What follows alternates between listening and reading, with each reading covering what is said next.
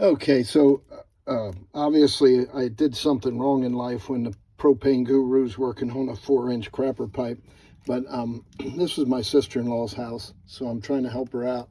I wasn't sure how to get this cast iron pipe out of the hub.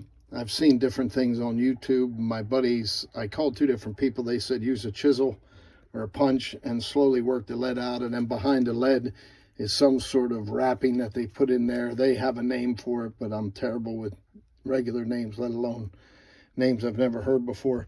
So I did see one cat on YouTube use a drill to drill through the lead, and then he messed around and messed around with different things. But what I found is you got to be careful not to break the drill bit, but you just drill in,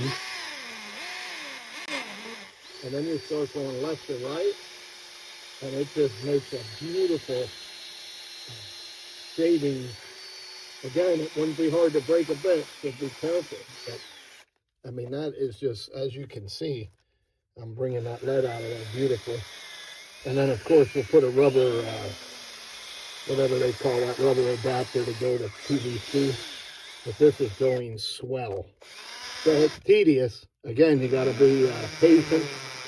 I'm not put in, and I'm on hammer drill not because I'm not too swift, but because this hammer drill won't come out of hammer.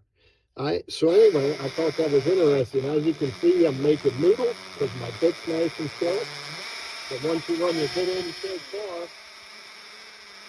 then you just start gently going along the radius of the pipe, and it'll work out a good, half-inch wide gap there. Then you move on and drill your next one and keep on moving. Thanks, YouTubers. Old one, and then we plumbed in brand new PVC.